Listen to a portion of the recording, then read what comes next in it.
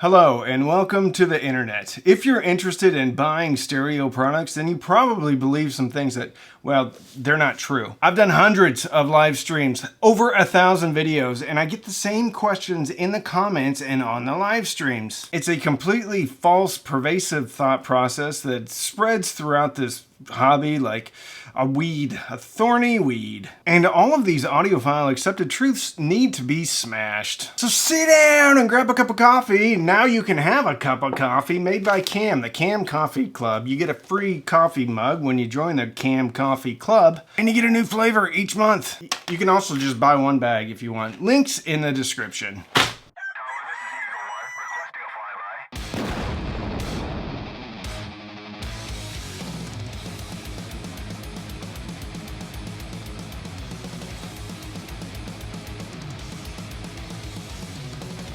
I've been doing this for about 5 years, and who knows how many comments I've received, but it's got to be well over 100,000.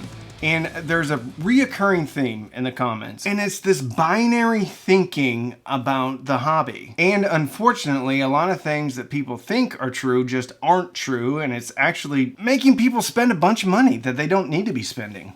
Sometimes. Now, I am guilty of this one myself. When somebody asks what product they should buy, I always say, well, what's your budget? And that's the wrong way to think about it, because some stuff is just good and you don't always get what you pay for, especially in this hobby. There's a lot of tomfoolery out there by some companies. And if you think that everybody just charges the same markup on the parts that are included in the products, well, then you're wrong. And also, there's different ways to voice those products. The point is, more money doesn't equal more better. It's quite nuanced, actually. I was at Axpona, and somebody was selling a box of crystals for to ground your products to the wall. Earth ground, I guess. Magic crystal ground. And if that wasn't enraging enough, it cost $10,000. And that is not hyperbole. A box of rocks, a wooden box of rocks costs $10,000. The point is that people will charge a lot and say that their product is going to do something, which may or may not be true. So sometimes you get what you pay for. I don't love tube amps, and there's a lot of expensive tube amps out there. And if I spend $10,000 or $5,000 on a tube amp, it doesn't mean that amp's gonna sound good to me. I might prefer a $250 Class D amp over the tube amp. I can guarantee you that I would. And then you also have to consider synergy. So if you have a very forward speaker but a lush amp, maybe a detailed DAC, maybe a laid back turntable, well, all of those are going to interact differently. It's like baking a cake, baking a hi-fi audiophile cake. You have different ingredients. Flour is like a speaker.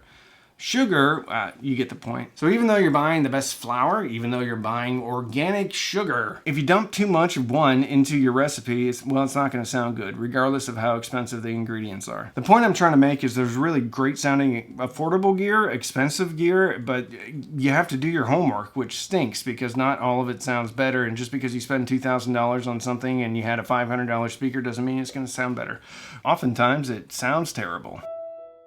This is the one that gets me every time, and it's about amp topology, specifically GaN amps, gallium nitride amps. I did a little bit of research, and when I say I did a little bit of research, I asked AI to tell me about GaN-fed amps. So I'm going to read it now. I'm going to paraphrase it, okay? Gallium nitride is a semiconductor material used in place of traditional silicon in Class D amplifiers switching stages. Why? Because it does it faster, cooler, more efficient, so much better. Apparently, it was developed for the military and aerospace use, for radar and satellites.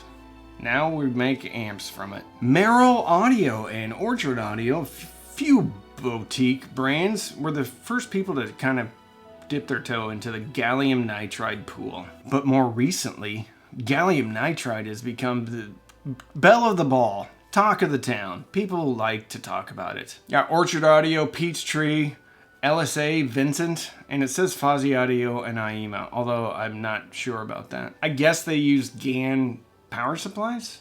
I don't know. I don't know anything about this stuff. But some marketing promise: smoother Class D, zero dead time, analog warmth with digital speed. And Audiophile started calling it the future of Class D. Again, sorry for that, but I wanted to learn too. So here's the issue. In the comments, over and over again, I get asked, have you heard of this GAN amp? So-and-so said this GAN amp is awesome. GAN amps are awesome. Well, I'm pretty sure that GAN amps don't all sound the same, just like Class D amplifiers don't all sound the same. Just like Class AB amplifiers don't sound all the same. Tube amplifiers don't sound all the same, or even Class A amplifiers don't sound all the same. People think tubes have warmth. They don't. Well, maybe some do, but all of the tube amps that I've heard are just screaming mid-range with no bass control and in your face. Sure, maybe some second and fourth order harmonics may add to your listening enjoyment because of soundstage and three-dimensional imaging, but who cares if it sounds like someone's screaming in your face? I don't like tube amps. Now, the reason I say I don't like tube amps is because I have yet to hear one that I really enjoyed. And I've auditioned a few of them. I tried to like tube amps. It's like watermelon. I tried to like watermelon. When I was in high school, the last day of two-a-days, we'd have a watermelon feed where someone would show up in a pickup with a pickup bed full of watermelon and ice. I don't know why they did it, but it was a big deal. And everybody loved watermelon except for me. And I would literally eat watermelon and pretend that I liked it because I thought that I should like watermelon because everybody else really enjoyed watermelon. But secretly, I was living a lie, a watermelon lie. And I feel the same way about tube amps. I'm living a tube amp lie. I'm sure there's a tube amp out there that sounds better. I've heard some that are a little bit better, that I don't mind, that don't sound like fingernails on a chalkboard. Here's the deal. One technology, okay, here's a perfect example, and I'm gonna lead into it in another section. But let's say two DACs use the same DAC chip. Should they sound exactly the same? Of course not, because the DAC chip is, well, it's a DAC chip. There's stuff like power supplies and op amps and analog output stages, and all sorts of other stuff that can and will affect the sound. So just because there's similar technology across different products does not mean that those products are going to sound the same. It's easy to think that way. It's kind of convenient, and it makes us feel all warm inside because that something else has the same thing that that thing has, so it's fine. I have the greatest thing in the world because it's the best DAC chip, or it's the GAN thing. GAN, gallium nitride. I wish it was that easy, but it's not. That's like saying all Colombian coffee tastes the same, and that's just not the truth because Colombian coffee tastes the best. Just kidding, you may hate it. You may think this tastes like watermelon. It doesn't taste like watermelon though. It tastes like delicious coffee. So you can click a link in the description and go to a website page and you can order coffee. But more importantly, you can become part of the Cam Coffee Club, which means once a month you get a new flavor. And that's the gift that keeps on giving, Clark. Remember when Clark got the Jelly of the Month Club instead of his Christmas bonus, and then Eddie went and kidnapped his boss in a Winnebago? Anyway, it's just like that. It's like Cousin Eddie sending you coffee each month. But it is good and it is limited. So each month there's only going to be 100 bags. Unless a whole bunch of people want coffee, then I will order more. But the reason why we do a new flavor each month is to make sure that the coffee is fresh. And if it doesn't all sell in a month, then guess what? I'm drinking it because I've already started getting into my own stash. If you sign up for the Cam Coffee Club, you'll get a free Cam Coffee Club coffee mug. Exclusive only for Cam Coffee Club members. Links in the description. Give it a try though. It's not cheap, but it's good, and it's made by real people in America. No, actually the coffee comes from Colombia. So a lot of early Class D amplifiers all did sound kind of the same, and they didn't sound very good. But then the 3255 amp chipset came around and it sounds a lot better. And then people got better at implementing it and it started sounding even better. And then they did monoblocks with it, so channel separation was better. And then they put better power supplies on it, so it got even better. Then they used different op amps in it and it got even better. But Class D sounded like, ugh. But then you had companies like, what is it? What are they called? Buchard. Buchard came out with this really expensive Class D amplifier, and it used Purify or Hypex modules, which I don't like the majority of them. But this thing sounded warm, so whatever they did in the front end of this amp made it sound super lush and yummy. All Class D, maybe even the same modules, 3255 chipsets, but they all sound a little bit different. Sometimes they sound a lot of it different. Anyway, I think I've beat that horse to death. All right, next section. Big woofer equals big bass. That couldn't be farther from the truth. For example, the Klipsch Heresy has a large woofer, much larger than many of the speakers that I enjoy that are much smaller in status. Smaller enclosure, smaller woofer. Just because you have a big woofer doesn't mean you're going to get a lot of bass. I have found it to be almost exactly opposite. Klipsch Heresy, the, what is it, KLH Model 5, the one that everybody went on and on about. It sounded okay, but you had to shove it right up against the wall and then turn the treble mod all the way down. And then there was a little bit of bass. You know, you see something big and you think, okay, well, this is going to slap me in the face with bass, but it has more to do with the crossover design. Because you can take a tweeter, slap a resistor on the front of it and bring that sensitivity way down and use a little 4-inch or 5 1/4-inch woofer and have this little speaker be super punchy, punchier than these big speakers. And then you can also tune your enclosure with port frequency, stuff like that. There's a variety of things that you can do. I'm not saying that there's speakers out there with big woofers that don't make a ton of bass. There are, but once again, it is not a, if you have a big woofer, that speaker is going to have more bass. It just doesn't work like that. I know I've talked about this one before, but it's high-res music, so 24-bit 192. So we see better resolution. It's a buzzword, high-res, and we get excited because it's going to be more music. It's going to sound much better.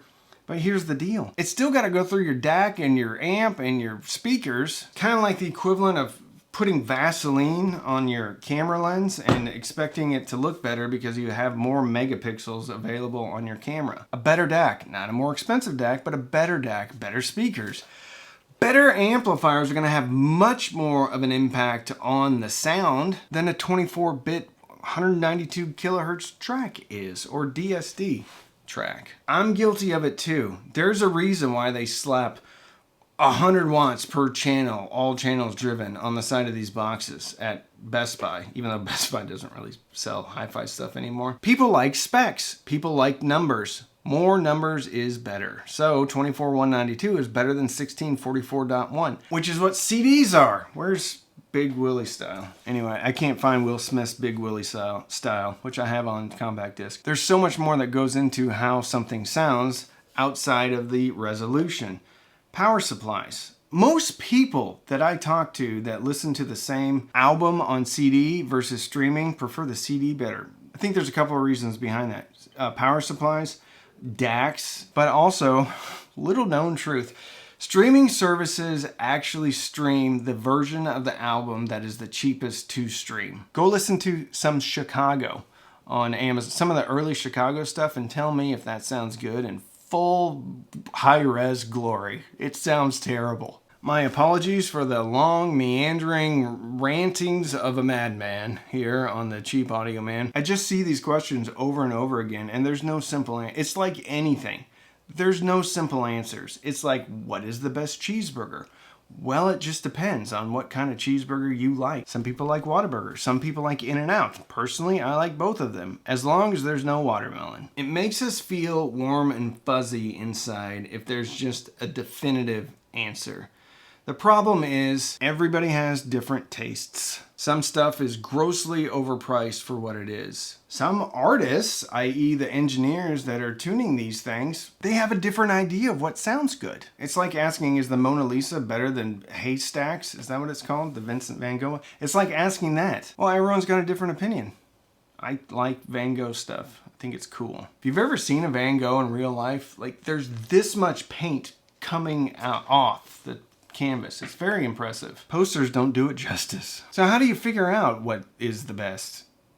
You gotta try it. And I hate to say that. I mean, you can listen to idiots like me to make a decision, but trust me, if you're going to buy anything on my recommendation, you better make sure it has a return policy, because I don't know what your tastes are. I try to communicate what my tastes are. Like, I don't like mid-range. So a flat speaker shouts mid-range at me. Most people, well, they prefer that. I don't. And you have proclivities too, but it's a difficult thing. We live in shades of gray, not black and white. So when you hear a definitive statement about something, like GAN amps or anything else, ask yourself, how can this possibly be true? Because it's not true. I could say, hey, this is an audiophile this is the best audiophile coffee mug that you can buy ever. Everything's going to sound better if you drink out of this coffee mug. Doesn't mean it's true. It's not true, actually. I don't know how I break all of my favorite coffee mugs and then this one continues to hang around and survive after 20 years. Anyway, you're probably getting sick of me. Go try some canned coffee. Thanks so much for watching.